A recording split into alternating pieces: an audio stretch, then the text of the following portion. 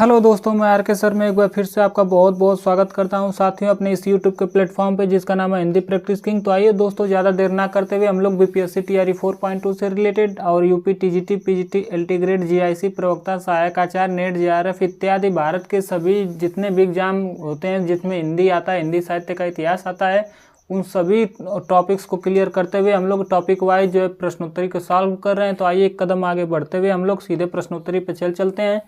प्रश्नोत्तरी है, निम्नलिखित में से कौन सी रचना विद्यापति की नहीं है? बताइए आप लोग, कौन विद्यापति की नहीं है?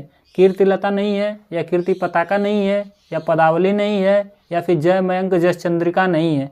बताइए इस प्रश्न का सही जवाब क्या हो जाएगा? इस प्रश्न का सही जवाब हो जाएगा option D is the right answer. क्या हो जाएगा? जय मयंक जस चंद्रिका नहीं है। क्यों? क्योंकि जय मयंक जस चंद्रिका किनकी है? यह जो है मधुकर भट्ट की है। किनकी है? मधुकर भट्ट की है। मधुकर भट्ट की है। मैं कल ट्रिक के माध्यम से आप लोग को पिछले वीडियो में बताया था कि चंद्रिका पहनाया यानी कि मुद्रिका या फिर कह सकते हैं अंगूठी कौन पहनाया? मयंक पहनाया। किसको पहनाया? मधु को पहनाया। कौन? म से मयंक, म से मधु। अब क्या पहनाया? अंगूठी यानी कि चंद्रिका पहनाया, यानी कि सगाई किससे की है? मधु से की है। इस ट्रिक के माध्यम से आप लोग याद रखिएगा। आप लोग प्रश्नों की श्रृंखला को जो सॉल्व कर रहे हैं, इसी तरह के प्रश्न आएंगे परीक्षा हॉल में, तो आप लोग एकदम धैर्य धारण करके एक एक ऑप्शन को अच्छे से देखिएगा और कुछ याद करने की कोशिश कीजिएगा। मेरा ट्रिक पक्का आप लोग को याद आ जाएगा। पदावली किस भाषा में रचित है? यह विद्यापति द्वारा रचित है। यहाँ पे नहीं पूछा है, यानी विद्यापति द्वारा रचित पदावली भी है, कीर्तिलता भी है, कीर्ति पताका भी है। ये दोनों रचनाएं अवहट्ट भाषा में, किस भाषा में? अवहट्ट भाषा में रचित हैं। किनके द्वारा? विद्यापति के द्वारा। पदावली मैथिली भाषा में रचित है। किस भाषा में? मैथिली भाषा में। इसी रचना के कारण विद्यापति को क्या कहा जाता है? मैथिल कोकिल कहा जाता है। चलिए अगले प्रश्न की ओर हम लोग बढ़ चलते हैं। अगला प्रश्न है, बीसल देव रासों के रचनाकार कौन है? ऑप्शन ए नरपति नाल हैं, ऑप्शन बी चंद्र बरदाई हैं, ऑप्शन सी धनपाल हैं, ऑप्शन डी जयानक कवि हैं। बताइए इस प्रश्न का सही जवाब क्या हो जाएगा? बताइए इस प्रश्न का सही जवाब क्या हो जाएगा? मैं क्या ट्रिक के माध्यम से बताया हूँ। 20 किस में होता है? 20 किस में होता है? नर लोग में होता है। यही लोग शराब गांजा ज़्यादा पीते हैं, इसलिए क्या हो जाता है? 20 हो जाता है। किस में? नर लोग में। ऐसा ट्रिक के माध्यम से याद करिए। इसका सही जवाब क्या हो जाएगा? ऑप्शन ए नरपति नाल इज द राइट आंसर। क्या हो जाएगा? नरपति नाल। चंद्र बरदाई की पुस्तक का क्या नाम है? कौन सी रचना रचित है? पृथ्वीराज रासो। पृथ्वीराज रासो रचित हैं। और धनपाल की पुस्तक कौन सी है? मैं बताऊं कि धन की प्राप्ति के लिए क्या करना चाहिए? मैं भविष्य के धन के लिए, धन जो है क्या होगा? भविष्य में रखा जाएगा। भविष्य के लिए ही तो धन रखा जाता है। तो इससे हो गया भविष्य, से हो गया भविष्यत कहा। धनपाल की पुस्तक या कौन सी रचित है? धनपाल की भविष्यत कहा। जयानक कवि की कौन सी रचित है? बताइए आप लोग। जयानक कवि की पृथ्वीराज विजय है। कौन सी? पृथ्वीराज विजय। पृथ्वीराज विजय बहुत इंपॉर्टेंट प्रश्न है। मोस्ट इंपॉर्टेंट ये वाला प्रश्न है। जयानक कवि द्वारा रचित क्या है? पृथ्वीराज विजय। याद रखिएगा, पृथ्वीराज विजय। इसको प्रमाणिक माना गया है, सबसे ज़्यादा इसी को प्रमाणिक माना गया। पृथ्वीराज रासो के इसी के चलते तो अप्रमाणिक और प्रमाणिक के घेरे में आ गए हैं, क्योंकि इनके द्वारा जो समय दिया गया वो एकदम बिल्कुल सटीक बैठता है। इसीलिए इनके इस रचना को क्या है? बहुत ही प्रमाणित माना जाता है। चलिए अगले प्रश्न की ओर हम लोग उन्मुख हो चलते हैं। अगला प्रश्न है, विद्यापति किसके आश्रित कवि थे? बताइए। राज सिंह के थे, या नर सिंह के थे, या शिव सिंह के थे, या कीर्ति सिंह के थे? बताइए आप लोग, सही जवाब क्या हो जाएगा? इसका सही जवाब हो जाएगा option C is the right answer. क्या हो जाएगा? विद्यापति राजा शिव सिंह के आश्रित कवि थे। इनके कीर्ति सिंह के भी जो है दरबारी कवि थे, लेकिन जो आश्रित अगर मुख्यतः यहाँ पे आश्रित पूछ दिया, यानी कि पूछा निर्भर किस पे थे, तो शिव सिंह पे थे। कीर्तिलता जो है कीर्ति सिंह के से रिलेटेड है। इनकी रचनाएं, इनकी वीरता और शौर्यता का वर्णन इनकी कीर्तिलता में मिलता है। कीर्तिलता कीर्ति सिंह के ऊपर लिखी गई रचना है, और शिव सिंह जो है कीर्ति पताका लिखी गई इनके ऊपर।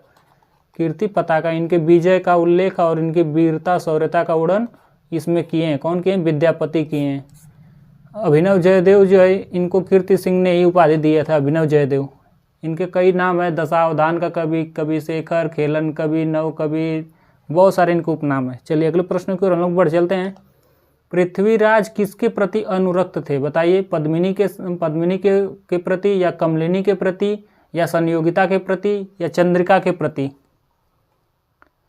बताइए इस प्रश्न का सही जवाब क्या हो जाएगा। पृथ्वीराज रासो, इनकी रचना क्या है? पृथ्वीराज रासो की, पृथ्वीराज रासो की रचना चंद बरदाई के द्वारा रचित पृथ्वीराज रासो है, चंद बरदाई के द्वारा। तो इसमें पूछा गया पृथ्वीराज जो थे वो किनके प्रति अनुरक्त थे। इसका सही जवाब हो जाएगा option C is the right answer. क्या हो जाएगा? संयोगिता। ज़्यादातर कमेंट बॉक्स में लोग पद्मिनी लगा रहे हैं, पद्मिनी नहीं होगा, पद्मिनी इस प्रश्न का सही नहीं होगा, क्योंकि पद्मिनी जो है मलिक मोहम्मद जायसी की जो रचना है पद्मावत, उसमें उसकी नायिका है, किसका? पद्मावत की। और पद्मावत के रचयिता कौन है? जायसी जी हैं। कौन है? जायसी, मलिक मोहम्मद जायसी जी हैं। आगे मैं बताऊंगा इनके बारे में डिटेल, पद्मावत की कहानी भी बताऊंगा। तो इसका सही जवाब क्या हो जाएगा? Option C. क्या हो जाएगा? संयोगिता। अगला प्रश्न है, नाथ संप्रदाय में हठ योग का क्या अर्थ है? ऑप्शन ए कठिन साधना, या ऑप्शन बी है अड़िग योग साधना, या ऑप्शन सी है हठ पूर्वक योग साधना, या ऑप्शन डी है ह का अर्थ है सूर्य और ठ का अर्थ है चंद्रमा।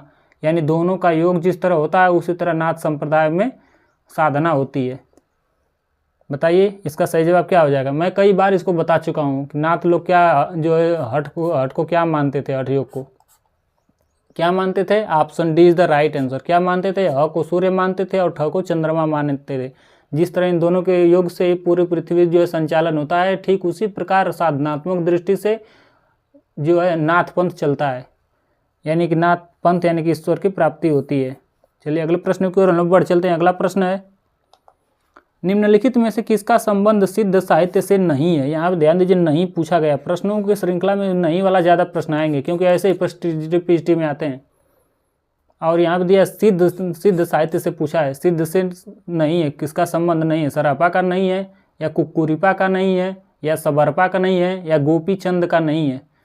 मैं आप लोग को बता चुका हूँ कि सिद्धों में जो पा लगाया जाता है, नाम के पीछे पा लगाया जाता है, यह जो है बहुत ही महत्वपूर्ण जो है आत्मीयता बोधक शब्द है। जैसे कि मैं आपको तुम न कह के आप कह दूँ, जैसे तुम कहाँ जा रहे हो, ये अच्छा नहीं लग रहा है, मैं कहूँगा कि आप कहाँ जा रहे हैं, कितना अच्छा शब्द है। इसी तरह इन लोग में पा लगाया जाता है। जैसे सर उनका मूल नाम है, उनमें पा लगा दिए। सबर मूल नाम है लेकिन उसमें पा लगा दिए। कुकुरिपा जो है, कुकुरिप जो मुख्य नाम था उसमें पा लगा दिए। ऐसे ही लोग क्या है, सिद्ध लोग पा लगाते हैं। तो ऐसे ही आप लोग पहचान में आ गया कि सरापा भी सिद्ध हैं, सबरपा भी सिद्ध हैं, कुकुरिपा भी सिद्ध हैं। गोपीचंद में पा नहीं लगा, यानी कि इसका सही जवाब डी हो जाएगा। यहाँ नहीं दिया है तो इसका सही जवाब क्या हो जाएगा? Option D is the right answer. क्या हो जाएगा? गोपीचंद इसमें क्या है? नहीं है। और ये नाथ संप्रदाय किससे संबंधित है? नाथ संप्रदाय जो है शिव से संबंधित है। चलिए अगले प्रश्न की ओर हम लोग बढ़ चलते हैं। अगला प्रश्न है, राहुल बेल किस तरह की रचना है? बताइए। गद्य पद्य मिश्रित चंपू है, या शुद्ध काव्य है, या नाटक है, या प्रेमाख्यान प्रबंध काव्य है? बताइए इस प्रश्न का सही जवाब। इस प्रश्न का सही जवाब बताइए, सब लोग बताइए। कई बार मैं बता चुका हूँ। राहुल बेल किसकी रचना है? रोड़ा कवि की। किसकी रचना है? रोड़ा कवि की। यह कहाँ से प्राप्त हुई है? मध्य प्रदेश से। और कहाँ रखी गई है इसको सुरक्षित? मुंबई के वेल्स संग्रहालय में। और यह क्या है? शिलांकृत कृति है, यानी कि शिला पर लिखी हुई रचना है। और यह क्या है? गद्य और पद्य दोनों में लिखी गई है। इसीलिए क्या है, इसको चंपू काव्य कहते हैं। क्या कहते हैं? चंपू काव्य। जिसमें गद्य और पद्य दोनों हो वो क्या है? चंपू काव्य कहलाती है। गद्य का मतलब जो नॉर्मल कथा कहानी होती है उसको गद्य कहते हैं, और जो उद्धव ने माधव को ब्रज भाषा में लिखी होती है उसको पद्य कहते हैं। चलिए अगले प्रश्न की ओर हम लोग बढ़ चलते हैं। अगला प्रश्न है, हिंदी के किस इतिहासकार के मतानुसार शालिभद्र सूरी हिंदी के प्रथम कवि है? किसने शाली को जो हिंदी का प्रथम कवि माना है? बताइए। गणपति चंद्र गुप्त ने, या डॉक्टर नागेंद्र ने, या डॉक्टर रामकुमार वर्मा ने, या धीरेन्द्र वर्मा ने? मैं बता चुका हूँ इसका सही जवाब। शाली क्या है? बहुत बाहुबली है, यानी कि भरतेश्वर बाहुबली रास इनकी रचना है। किनकी है? गणपति चंद्रगुप्त की। मैं क्या बताया ट्रिक के माध्यम, गणपति की शाली क्या है? बहुत ही बाहुबली है। मैं ट्रिक के माध्यम से बताया हूँ ना। तो इसका सही जवाब क्या हो जाएगा? Option A is the right answer. क्या हो जाएगा? गणपति चंद्रगुप्त हो जाएंगे। आप लोग कमेंट बॉक्स में बताइए, राम कुमार वर्मा जो है किनको हिंदी का प्रथम कवि माने हैं? बताइए आप लोग कमेंट बॉक्स में, किनको माने हैं? स्वयंभू को। क्योंकि राम कुमार से हो गया राजकुमार। राजकुमार लोग स्वयं को ही क्या है, पूरे भू यानी पृथ्वी का क्या है, स्वामी मानते हैं। कहते हैं कि मैं ही पूरा आप लोग का स्वामी। प्रजा को इस तरह जो है क्या दबा करके रखते हैं। यह किनको माने हैं? इस ट्रिक से याद रखिए, स्वयंभू को माने हैं। और राहुल सांकृत्यायन किनको माने? आप लोग कमेंट बॉक्स में बताइए। राहुल सांकृत्यायन किनको माने हैं हिंदी का प्रथम कवि? और आप लोग बता दीजिए शिव सिंह सेंगर किनको माने हैं, बता दीजिए शिव सिंह सेंगर किनको माने हैं हिंदी का प्रथम कवि। सेंगर, रोंगर नहीं सेंगर। और HPD के बता दीजिए हजारी प्रसाद द्विवेदी, ये लोग जो कि इनको हिंदी का प्रथम कवि माने हैं। राम कुमार वर्मा हो गए स्वयंभू, गणपति चंद्र गुप्त हो गए शालिभद्र सूरी को माने हैं। शिव सिंह सेंगर किनको माने हैं, पुष्यमित्र या फिर पुंड्र को माने हैं, किनको माने हैं, इनको पुण्य भी कहा जाता है और इनको पुंड्र भी कहा जाता है। इनको क्या है, पुंड्र भी कहा जाता है। पुंड्र को माने हैं, किनको, पुंड्र को। कौन, सेंगर जी माने हैं। हजारी प्रसाद द्विवेदी किनको माने हैं, या जो अब्दुल चाचा को माने हैं, अब्दुल रहमान, या इन्हीं को अद्दमाड़ भी कहते हैं। क्या कहते हैं, अद्दमाड़ भी कहते हैं। चलिए अगले प्रश्न की ओर हम लोग उन्मुख हो चलते हैं। अगला प्रश्न है, प्राकृत की अंतिम अपभ्रंश अवस्था से, यानी कि यहीं पे देख लीजिए प्राकृत को कौन जो है अपभ्रंश की अंतिम अवस्था मानते हैं। मैं ट्रिक के माध्यम से बताया हूँ। हिंदी के इतिहास को कौन प्राकृताभास कहते हैं, सबसे पुराने हिंदी को, यानी अपभ्रंश को। आपको तो याद ही आ गया वो इतना कहने पर, फिर भी पूरा कथन देख लेते हैं हम लोग और देखते हैं कौन बता ले जाता है। प्राकृत की अंतिम अपभ्रंश अवस्था से ही हिंदी साहित्य का आविर्भाव माना जा सकता है। उन दिनों जैसे गाथा कहने से प्राकृत का बोध होता था, और वैसे दोहा या दुहा कहने से क्या है, अपभ्रंश का बोध होता था। यह कथन किसका है बताइए, सुनीति कुमार चटर्जी जी का है, या HPD जी का है, या शुक्ल जी का है, या ग्रियर्सन जी का है। प्राकृताभास अपभ्रंश को कौन जो पुरानी हिंदी कहे हैं, बताइए आप लोग कमेंट बॉक्स में। तब तक पुरानी हिंदी कौन कहने वाले हैं, किनको, अपभ्रंश को कौन पुरानी हिंदी कहे हैं। और आप लोग बताइए अपभ्रंश को कौन प्राकृताभास कहे हैं, कौन प्राकृताभास हिंदी कहे हैं। इसका सही जवाब हो जाएगा आचार्य रामचंद्र शुक्ल क्या कहे हैं, प्राकृताभास हिंदी कहे हैं। क्या कहे हैं, प्राकृताभास हिंदी।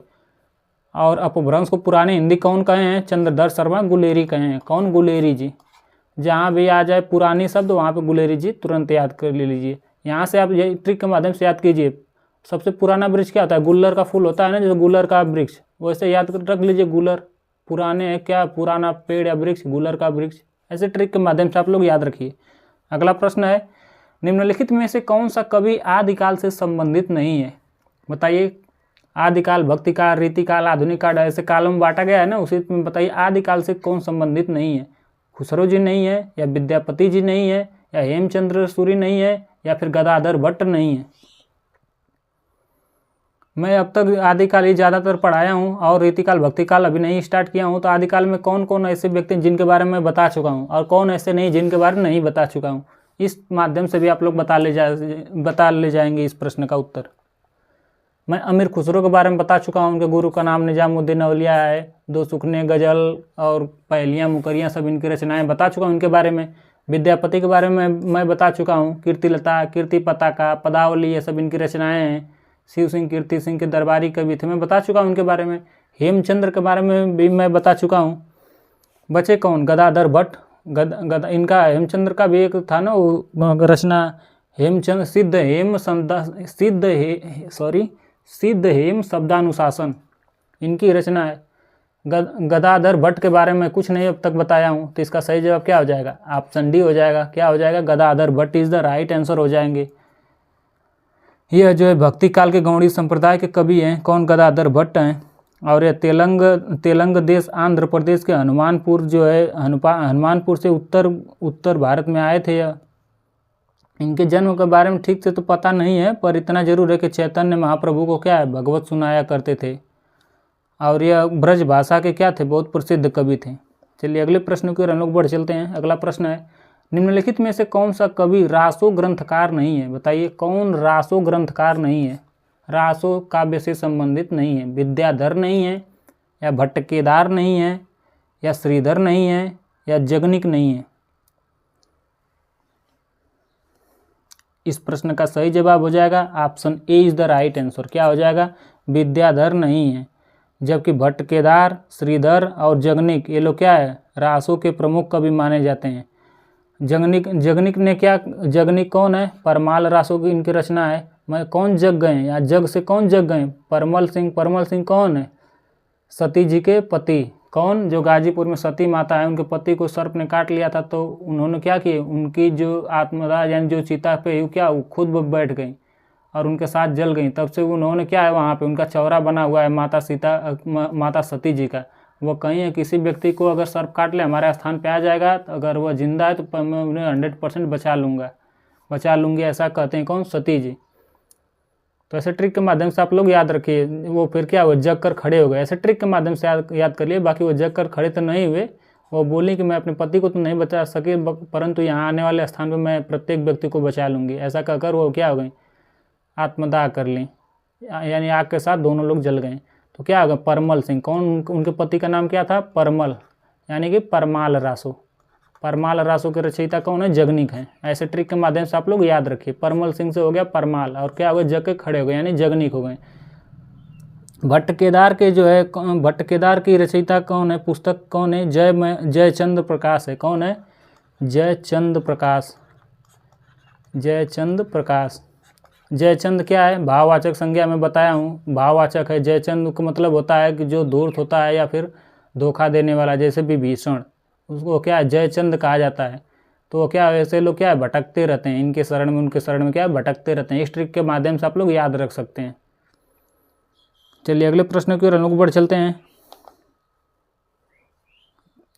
कुछ लोग कमेंट करें, श्रीधर की रचना बता दीजिए। श्रीधर की रचना है रणमल छंद है। क्या है? रण में क्या है, धराशायी हो गए, धर से हो गया धराशायी हो गए। लिख दे रहा हूँ, नहीं तो आप लोग कहेंगे नहीं लिखें। श्रीधर की रचना कौन है? रणमल छंद है। कौन है? रणमल छंद, यानी कि रण में क्या हो गए, धराशायी हो गए, यानी कि धराशायी हो गए युद्ध के क्षेत्र में। अगला प्रश्न है, भला हुआ जो मारिया बड़ी महारा कंतु, पंक्ति का रचनाकार कौन है? बताइए। यानी कि उनकी पत्नी कहते हैं कि अच्छा हुआ, भला हुआ कि वो मर गए, घर कर वापस लौट कर पीठ दिखाकर नहीं आए, ऐसा कहती हैं। ऐसा कहने वाले जो है कौन सी रचना में ऐसा कहा गया है? अब्दुल रहमान, हेमचंद्र, या फिर दामोदर शर्मा, या भट्ट केदार, किनकी रचना में ऐसा कहा गया है?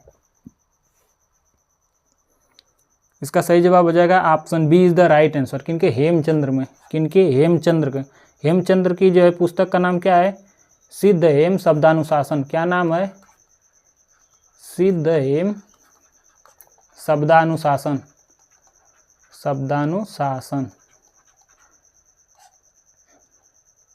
भट्ट केदार की पुस्तक में जस्ट अभी बताया हूँ, क्या है? जयचंद्र प्रकाश। क्या है? जयचंद्र प्रकाश। याद है आप लोगों को? भूल गए? जस्ट मैं अभी बताया हूँ, जयचंद्र प्रकाश। दामोदर शर्मा का जो है एक पुस्तक है, व्याकरण ग्रंथ है, क्या नाम है उसका? उक्ति व्यक्ति प्रकरण।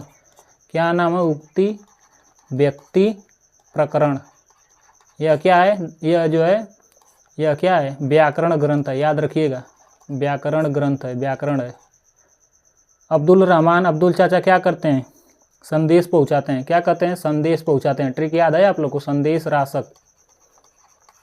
चलिए अगले प्रश्न की ओर हम लोग बढ़ चलते हैं। अगला प्रश्न है, चंद्रबरदाई को हिंदी का प्रथम महाकवि किसने माना है? बताइए। शुक्ल जी माने हैं, या HPD जी माने हैं, या रामकुमार वर्मा जी माने हैं, या डॉक्टर नगेंद्र जी माने हैं?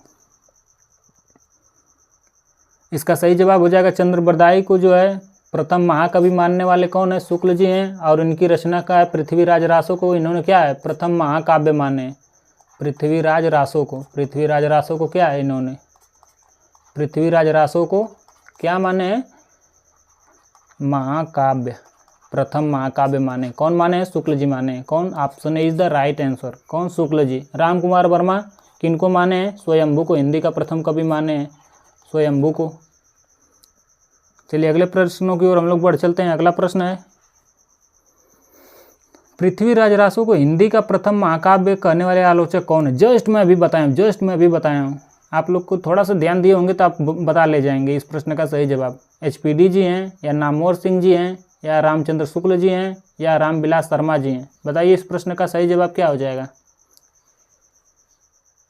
इनकी रचना पृथ्वीराज रासो को जो चंद्रबरदाई हैं उनको प्रथम महाकवि माने हैं, और उनकी रचना जो पृथ्वीराज रासो उसको क्या है, प्रथम महाकाव्य माने हैं। ऐसा कहने वाले कौन है? ऐसा कहने वाले शुक्ल जी हैं। Option C is the right answer. क्या हो जाएगा? Option C is the right answer. जो HPD जी हैं, जो हजारी प्रसाद द्विवेदी जी हैं, यह जो पृथ्वीराज रासो को क्या है मानते हैं, यह जो सुखसुखी संवाद के रूप में लिखा हुआ है यह मानते हैं। किसको? पृथ्वीराज रासो को क्या मानते हैं कि यह सुखसुखी संवाद में लिखा हुआ ग्रंथ है। और इसको पूर्ण किसने किया? यह तो पृथ्वीराज रासो और दूसरा था। इन पुत्र जो है कि सॉरी जो जल्लड़ थे, कौन? पृथ्वीराज के रचयिता जो चंद्रबरदाई हैं उनके पुत्र जल्लड़ थे, उन्होंने इस ग्रंथ को क्या किया? पूर्ण किए। चलिए अगले प्रश्न की ओर हम लोग बढ़ चलते हैं। राहुल सांकृत्यायन के अनुसार चर्या गीत और दोहा कोश की रचना करने वाले पहले बौद्ध सिद्ध कौन है? बताइए। बौद्ध के अंतर्गत ही सिद्ध आते हैं, तो बताइए प्रथम बौद्ध सिद्ध कौन है? किनके अनुसार? सांकृत्यायन जी के अनुसार। सरापा जी हैं या कणापा जी हैं या डोम्बिपा हैं या कमरिपा हैं?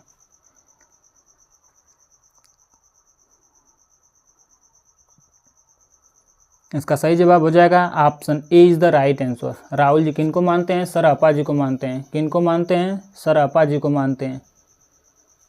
सरापा को हिंदी के उन्होंने क्या है? प्रथम कवि माने हैं। कौन? राहुल सांकृत्यायन जी माने हैं। और इनको और क्या क्या उपनाम इनके क्या क्या हैं? इनका उपनाम है सरोज वज्र। और क्या इनका उपनाम है? राहुल भद्र। क्या नाम है? राहुल भद्र इनका क्या है? उपनाम है। चलिए अगले प्रश्न की ओर बढ़ चलते हैं हम लोग। मोरा जो बनाना वेलारा भयो गुलाल, रे कैसे गर्दिनी कस मोरी माल। मोरा जो बनाना वेलारा भयो है गुलाल, सुनी सेज डरावन लागे बिरहा, यगिन मोहे डस डस जावे। बताइए ऐसी पंक्तियां कहने वाले कौन हैं? अमीर खुसरो जी हैं या विद्यापति जी हैं या मलिक मोहम्मद जायसी जी हैं या कबीर दास जी हैं? बताइए इस प्रश्न का सही जवाब क्या हो जाएगा?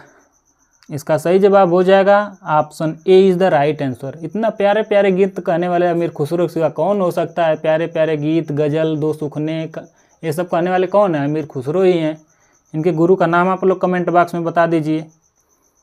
अमीर खुसरो का जन्म कब से कब तक है, यानी कि इनकी जो है जन्म और मृत्यु की तारीख क्या रही? 1253 से 1325 तक यह रहे। लेकिन जब तक रहे कमाल के रहे, बिंदास व्यक्ति थे, जीते थे बिल्कुल कबीर दास की तरह, एकदम अक्खड़, एकदम बिल्कुल कबीर दास जी की तरह थे। विद्यापति की इन्होंने क्या कहा था? विद्यापति ने कहा था देसिल बैना सब जन मिठा, ते तैसन जंपौ अवहट्टा। कौन कहते थे? विद्यापति जी। क्या कहते थे? देसिल बैना, थोड़ा सा लिख दे रहा हूँ ताकि आप लोग को याद आ जाएगा। देसिल बैना सब जन मिठा,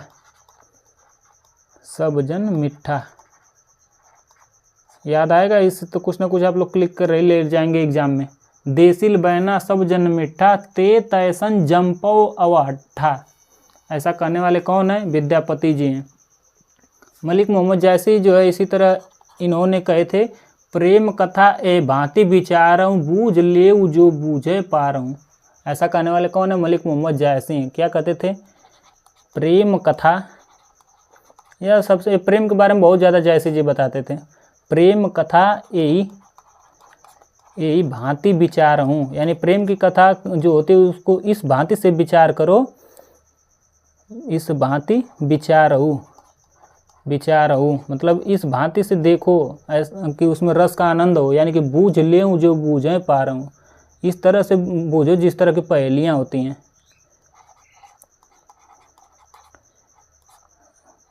बूझ लेऊ जो बूझें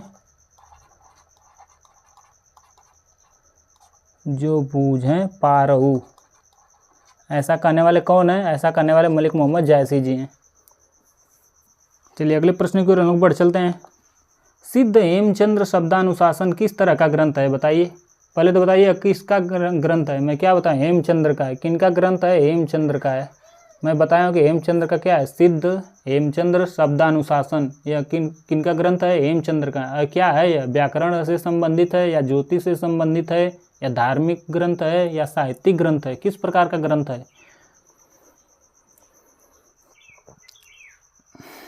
इसका सही जवाब हो जाएगा option A is the right answer. सिद्ध हेमचंद्र शब्दानुशासन क्या है? व्याकरण ग्रंथ है। क्या है? व्याकरण ग्रंथ है।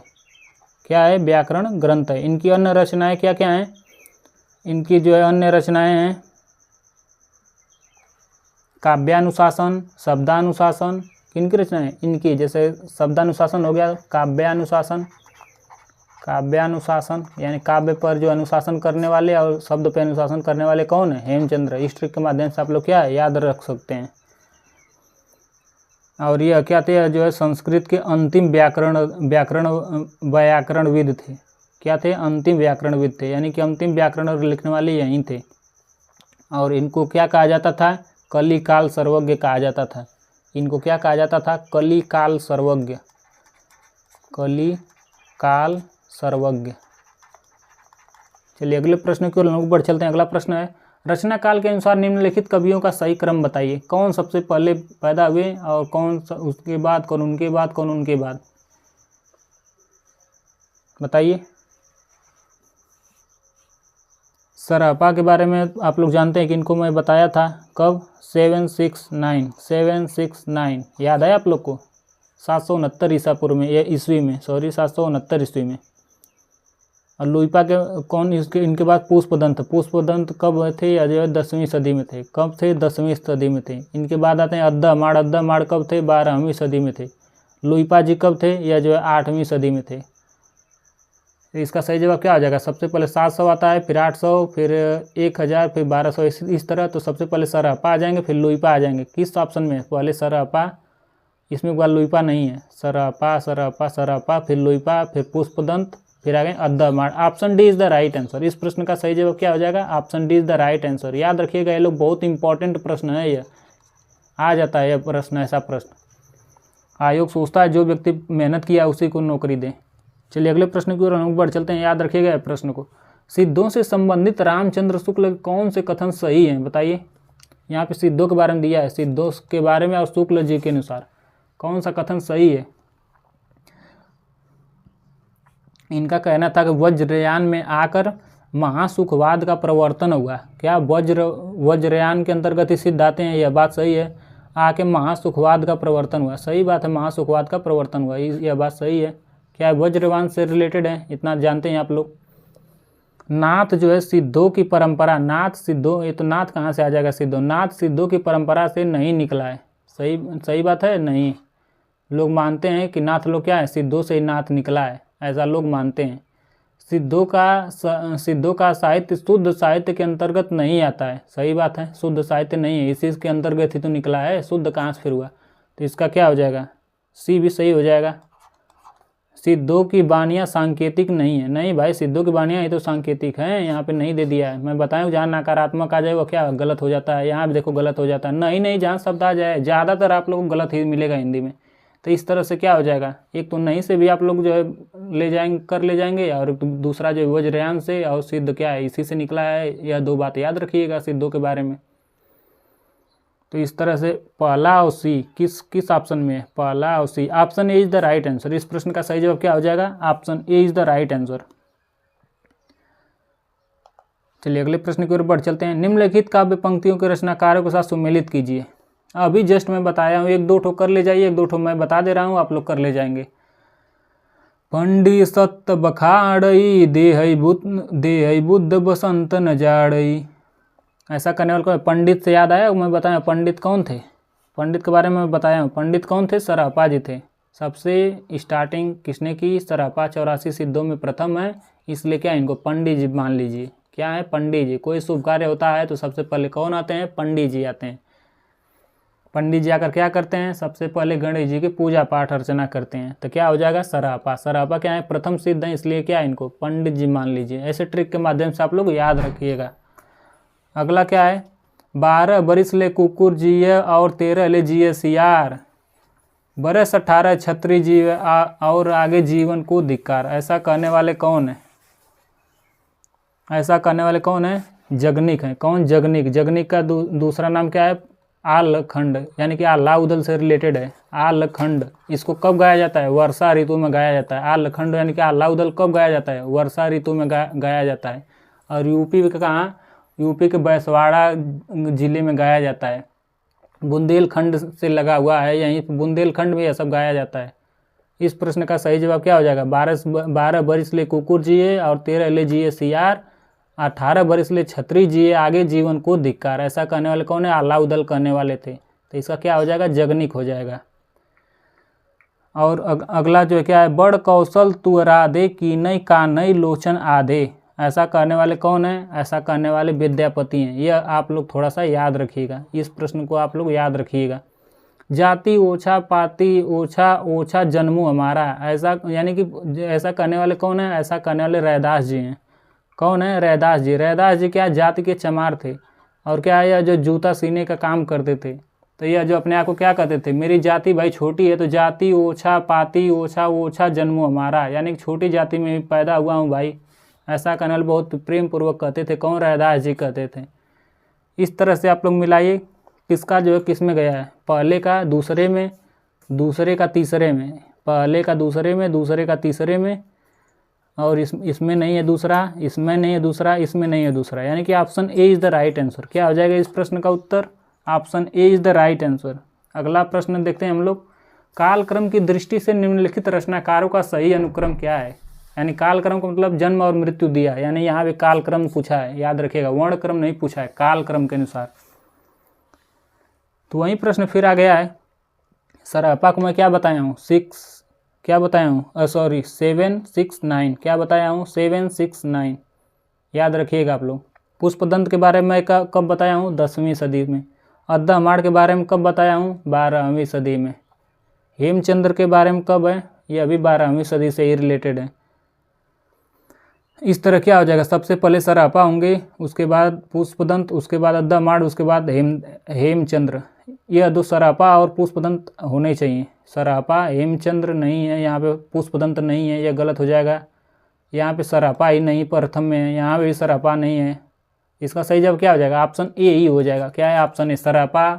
सरापा के ऐसे याद करिए, सरापा क्या हो? जन्म हुआ, उनके बाद उनको दांत उगे, उसके बाद दांत उगे तो चावल के साथ क्या होता है? माड़ बनता है, तो माड़ खाने लगे, और फिर वह क्या हो गए? चंद्र हो गए, यानी भगवान या फिर चंद्रमा की स्तुति करने लगे। ऐसे ट्रिक के माध्यम से आप लोग छोटा ट्रिक बना कर याद रखिए। कौन? सरापा। और सरापा के जन्म के बाद क्या? उनको दांत जम गए, उसके बाद क्या हो गए? माड़ खाने लगे भात के साथ या चावल के साथ, उसके बाद क्या हो गए? चंद्र, यानी कि चंद्रमा की तरह हो गए, बहुत प्यारे से हो गए। इस तरह ट्रिक के माध्यम से थोड़े थोड़े आप लोग याद रखिएगा। यंद्री का लड़बड़ा, जिब्भा का फुहड़ा, काच का जति, मुख का सती, जो सत्पुरुष उत्तमो कथी। गोरखनाथ की दृष्टि से सच्चा साधक वही है जो क्या है? यानी कि यह पंक्ति किनकी है? गोरखनाथ की है। किनकी है? गोरखनाथ की यह पंक्ति है। यंद्री का लड़बड़ा, जिब्भा का फुहड़ा, काच की जति, मुख का सती, जो सत्पुरुष उत्तमो कथी। ऐसा कहने वाले कौन है? गोरखनाथ है। पहले तो यह जो है पंक्ति याद कर लीजिए आप लोग, इंपॉर्टेंट पंक्ति, जहाँ मिले तुरंत याद कर लीजिएगा। इनका कहने का मतलब क्या है? कि संयमी हो, या फिर इंद्रिय दमन करने वाला हो, या कूट भाषा बोलने वाला हो, या मुख, या फिर महासुखवादी हो।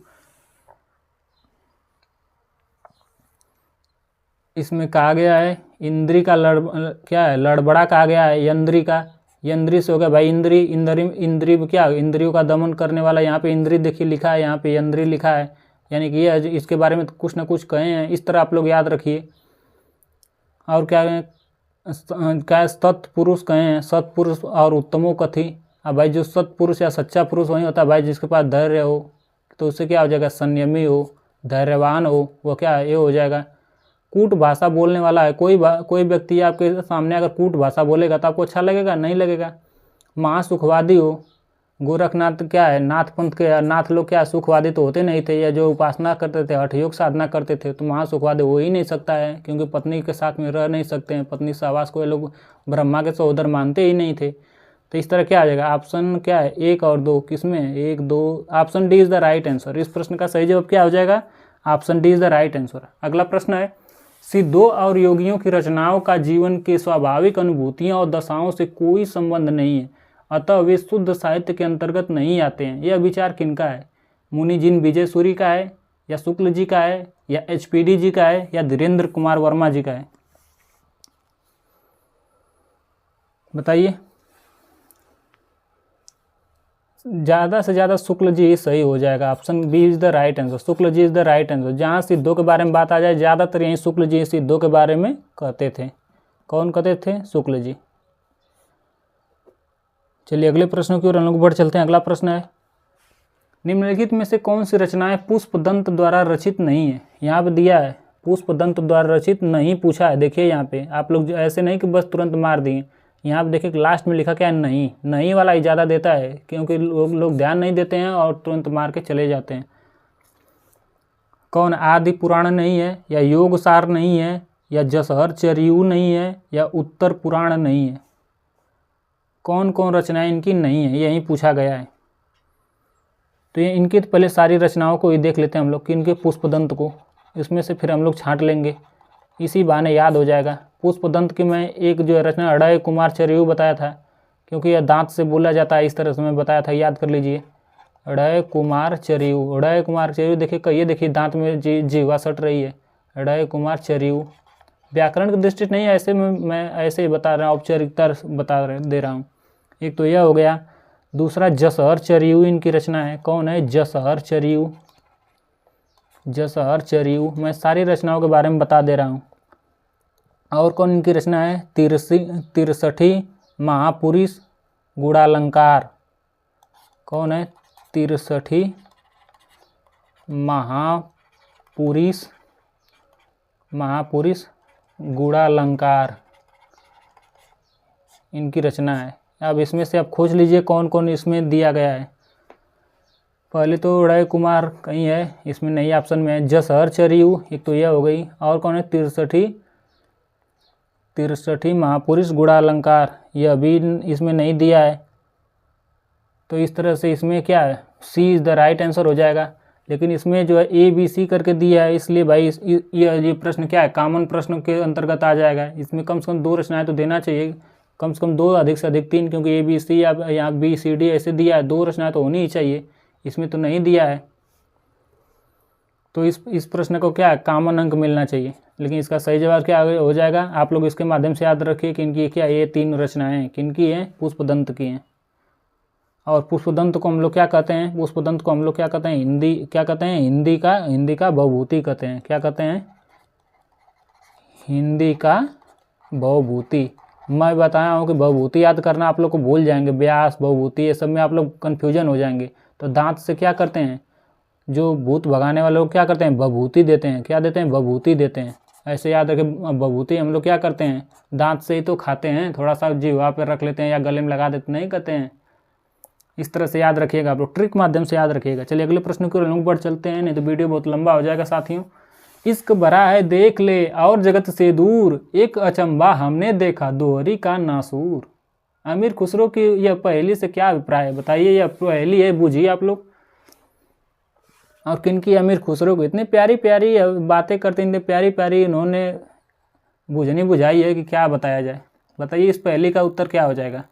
इश्क भरा है देख ले और जगत से दूर, एक अचंबा हमने देखा देहरी का नासूर। बताइए इस प्रश्न का सही जवाब क्या हो जाएगा।